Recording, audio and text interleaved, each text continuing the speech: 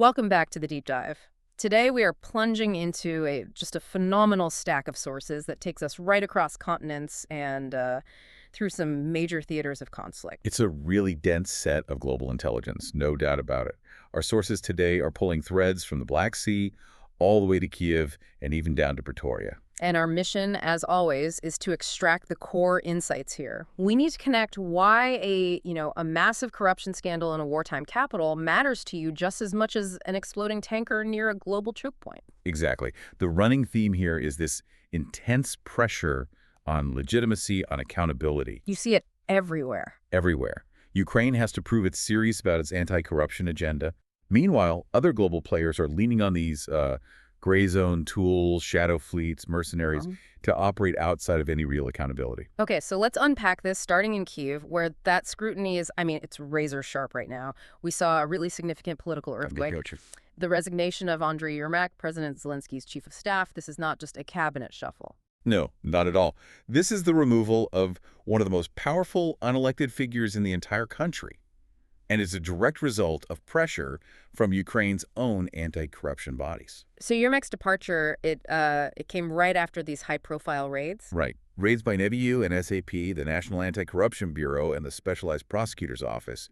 And it's so important to remember these bodies were specifically set up to be independent of the president's office. To avoid political influence. And they're tied to this jaw-dropping embezzlement scheme. That's the one. The probe is focused on an alleged $100 million kickback scheme. $100 million? Involving the state nuclear energy firm, Enerhodom. And the political heat on Yermak was already intense. He was Zelensky's oldest friend, his former lawyer. From the TV studio days, right? Exactly. And a lot of MPs already felt he'd accumulated way too much power. So, there's a cynical reading here, isn't there? That Zelenskyy waited until public opinion was just in the basement before he, let the anti-corruption bodies finish the job, managing the optics rather than prioritizing the cleanup itself. That is always the question in these situations. Was it genuine necessity or a political sacrifice? Probably a bit of both. But the environment was toxic. Polling showed something like 70% of the public wanted him out. And for the EU, the outcome is what matters. The outcome is what matters. Yeah. A high-level resignation sends the message that the system works. And the context of the fraud itself, diverting funds from infrastructure projects for winter power supplies. It's devastating. That's not just skimming off the top. That's endangering national security right when Russia is gearing up for its winter strikes. It connects the dots perfectly. The domestic corruption becomes a geopolitical vulnerability.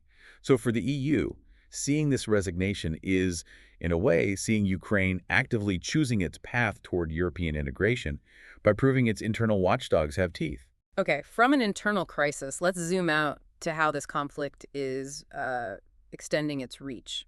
Through proxies. We have to talk about this incredible mercenary recruitment scandal in South Africa. It is genuinely fascinating, mostly because of the sheer level of political involvement that's being alleged. We're talking about Duduzel Zuma Sambudla, who is the daughter of the former president, Jacob Zuma. And she's accused of tricking 17 South African men into fighting for Russia. Yes. And the story she allegedly told them to get them over there is, well, it's almost cartoonish. What was it? That they were going to Russia to train as bodyguards for the Zuma family's political party, the MK party. And instead, they end up on the front line in Ukraine. Trapped on the front line. Some have reportedly sent videos back home claiming she persuaded them to sign Russian contracts they couldn't even read. Which is a huge diplomatic problem for South Africa. They're officially neutral in this conflict. Precisely. Their citizens aren't allowed to fight for foreign armies without government permission, but you have figures like Zuma Sambudla who have been posting very pro-Russian stuff online for a long time. And her defense is something else. Her defense is that she was the one who was deceived. She filed an affidavit claiming she thought it was a legitimate paramilitary course and that her own time in Russia was just a month of non-combat training. So whether she was the deceiver or the deceived, it still shows how state actors are using political figures in these murky channels to just bypass neutrality laws. It's a perfect example. The lines between political activism and military recruitment get incredibly blurry very fast. Speaking of murky channels, let's shift to the sea. There's a naval incident near the Bosphorus Strait that really highlights this escalating maritime risk. A crucial incident. It involves a tanker called the Kairos. It caught fire near the Bosphorus, and all reports suggest the cause was likely a sea mine. Thankfully, it was empty at the time. Yes, heading to Novorossiysk without cargo. But here's where it gets so relevant to that whole accountability theme we were talking about. These ships are part of what everyone is calling the Russian shadow fleet. The Ghost Armada. That's a good way to put it. The Kairos and another vessel that was reportedly hit, the Virat. They are part of this massive fleet of aging ships operating without proper insurance and, critically, without any reliable flag registration. So they're stateless. Essentially, yes. In fact, these two were just kicked out of the Gambian ship registry for certificate fraud.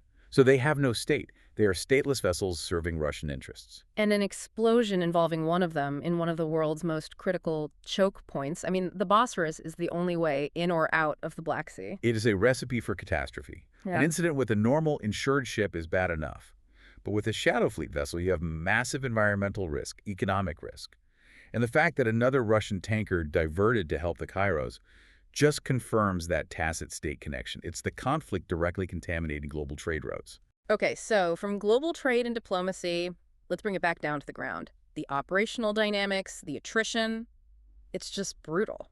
Looking at the military map, you see Russian forces expanding their control in Vovchansk, up in the Kharkiv direction. And their advances further south are now threatening that key supply line between Slavyansk and Lyman. A critical corridor. A very critical corridor. Meanwhile, you have Ukrainian forces claiming they've stabilized the front near Gulyai-Pole, though some analysts are pointing to persistent operational issues down there. We also have to talk about equipment losses. The data is, well, it's telling a pretty difficult story for Kyiv right now. It is. Yeah. If you look at an OSINT project like Oryx, and they only count visually confirmed losses, so their numbers are conservative. They're the floor, not the ceiling. Exactly. And their data shows confirmed. Ukrainian equipment losses in 2025 are currently exceeding Russian losses. That reflects the immense challenge of maintaining these advanced Western systems under constant combat pressure. And what about manpower? We've seen these huge desertion numbers circulating online. Right. And it's important to separate the reality from the propaganda.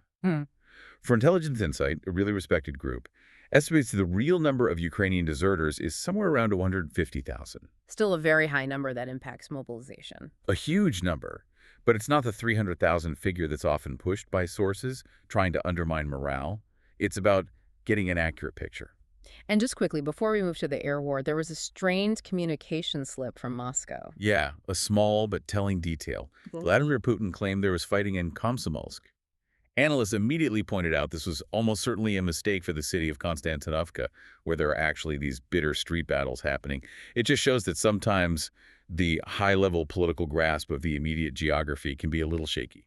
Okay, let's move to the skies. The mutual strikes on infrastructure have been relentless. Absolutely. On the night of November 28th, Ukraine reported a really impressive interception rate. They downed 63 out of 73 incoming threats, mostly Shahed drones. So Russia is still using that strategy of cheap, high-volume drone swarms to try and exhaust Ukrainian air defenses. That's the playbook. But at the same time, Ukraine has been striking deep into Russia. Yeah. Over the last 55 days, they've hit 39 identified Russian infrastructure targets. Wow. We're talking damaging hits on the Saratov oil refinery and on really key air defense systems like the Pantsir S-1 and Tor M2 at the Saki airfield in occupied Crimea. And Russia, of course, claims its own massive interception effort. They do. They reported intercepting 136 Ukrainian drones overnight, particularly over Rostov, Saratov, and Crimea. The sheer numbers on both sides just confirm that this has become, centrally a war of drones targeting deep infrastructure. Before we shift gears again, I want to touch on the strategic use of history in all this. The Estonian Prime Minister, Callas, recently claimed Russia has attacked 19 countries in the last 100 years. That's a staggering number. It is. And while it got a dismissive reaction from Moscow, our source analysis suggests she's not far off. This isn't just a list, it's a pattern, a playbook. How close can we actually get to verifying that number? Our analysis confirms at least 16 distinct instances of Soviet or Russian aggression just since 1939, which is well inside her 100-year window. So 16 confirmed. Give us a few key examples. Well, it starts with the annexation of eastern Poland in 1939, then the Winter War with Finland, the annexation of the Baltic states in 1940. Then you fast forward to the Cold War. The crushing of the Hungarian uprising in 56, Czechoslovakia in 68, Then the invasion of Afghanistan in '79, the intervention in Moldova in '92, the war with Georgia in 2008, and of course Ukraine in 2014 and 2022. So the list is long and it's modern. It's not ancient history. Not at all. And having 16 confirmed instances like that provides enormous context for what's happening today. It really forces you to ask if the current war is an exception or just the latest chapter. This brings us to the idea of global checks on power. Let's start with a really powerful report from the UN. Yes. The UN Committee Against Torture, or CIAT, released some extremely critical findings about Israel. The committee said it was deeply appalled and concluded that Israel is operating a de facto policy of torture. That is incredibly strong language from a body like the UN. What about the context? And this is crucial. The committee went to great lengths to unequivocally condemn the Hamas attack of October 2023. They acknowledged Israel's security challenges, but they stressed that violations by one side never, ever justify violations by the other. The ban on torture is absolute. And how did Israel respond to that? Their ambassador described the allegations as disinformation and asserted Israel's commitment to its obligations. But the legal sticking point here is fascinating. What's the dispute? It's whether the UN Convention Against Torture, which Israel has ratified, applies only to Israeli sovereign territory, or if it also applies to the occupied territories of Gaza and the West Bank. So Israel's interpretation tries to draw a line around where international law is applicable. Is that a common tactic? It is, and the UN's position is that it just doesn't work that way. The committee is clear. Once you ratify the convention, it applies wherever you exercise control and jurisdiction. Oh. So for them, that absolutely includes the occupied territories. The attempt to create this legal loophole is what generates so much of the controversy. Finally, let's look at Russia's own increasing isolation. This time, they're trying to wall off their entire scientific community.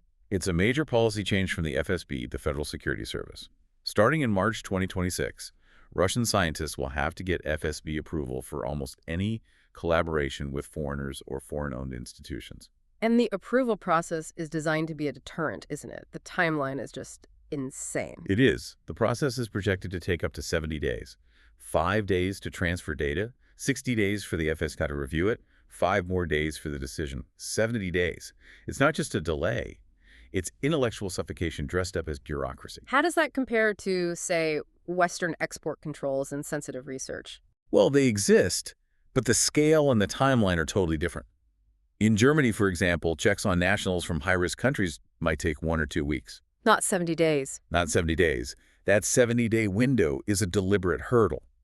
It's designed to discourage scientists from even starting the process, effectively forcing scientific isolation, whether the research is sensitive or not.